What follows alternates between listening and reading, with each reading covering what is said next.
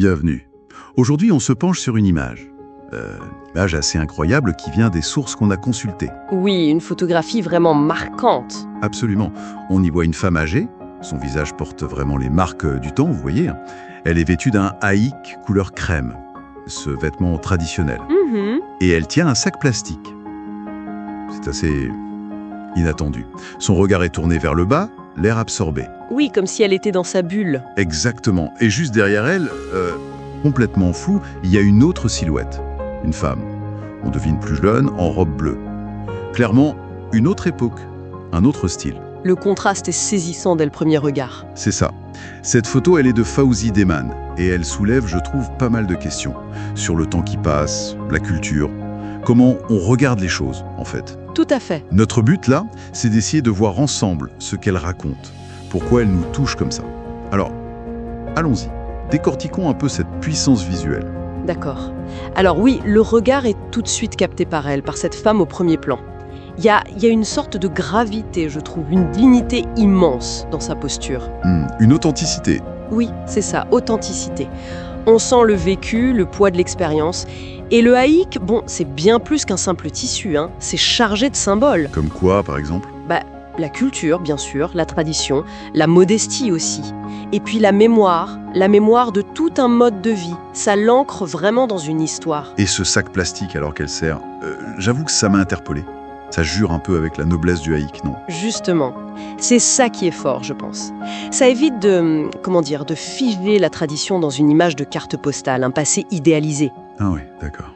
Ça la montre telle qu'elle est vécue aujourd'hui, mêlée au présent, aux objets les plus banals, quoi. Ce sac, c'est le lien avec le maintenant, les petites nécessités. Ça l'humanise encore plus, en fait. C'est intéressant, ça. La tradition vivante, pas un musée. Exactement.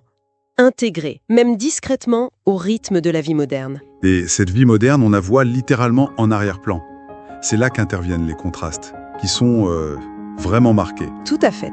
Il y a ce choc visuel, bien sûr, entre elle et la silhouette bleue et floue, mais aussi les couleurs, les tons chauds, naturels de la femme, et ce bleu vif derrière, même flouté, oui.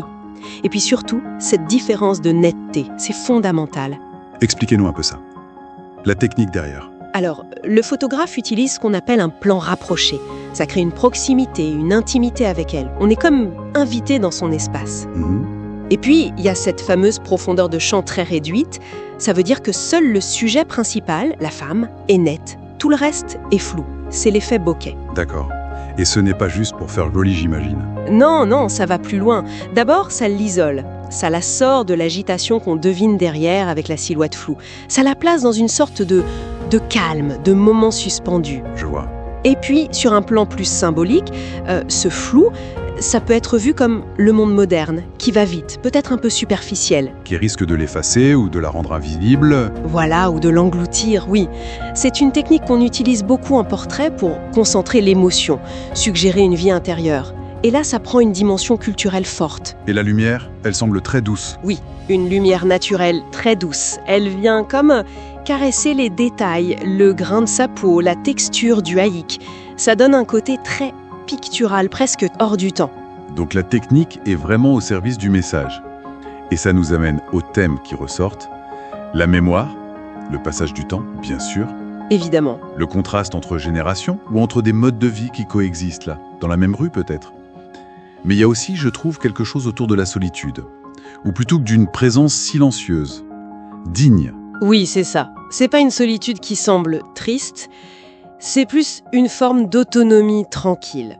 La photo, elle attrape juste un instant, un fragment, deux mondes, deux époques qui se croisent sans forcément se parler. L'émotion qui domine pour moi, c'est une sorte de tendresse, de respect, une invitation à ralentir, à regarder vraiment, à reconnaître la valeur de ces présences discrètes qui font nos villes. Les titres qui étaient suggérés dans les sources comme « Entre deux temps » ou « La dignité du quotidien », ça résume bien ça, non ? Tout à fait. Ça capture bien cette idée d'une beauté qui est là, simple, mais qui persiste. Donc pour résumer un peu notre échange, cette photo de Fawzi Deman, c'est bien plus qu'un simple portrait. C'est une sorte d'ode visuelle à la persistance discrète de la tradition, face à un monde qui bouge très vite. Oui, un hommage à la beauté des instants simples, à la dignité silencieuse, à tout ce qui reste, même quand tout change autour. Un hommage à l'invisible du quotidien, si on veut. Très bien dit. Et bon, ça nous laisse peut-être avec une question, une réflexion pour chacun. Comment est-ce que cette cohabitation permanente dans nos vies, dans nos villes, entre différentes époques, différentes cultures, qu'on les voit ou pas, comment est-ce que ça façonne notre propre perception du temps et de notre identité? Qu'est-ce qu'on choisit de voir au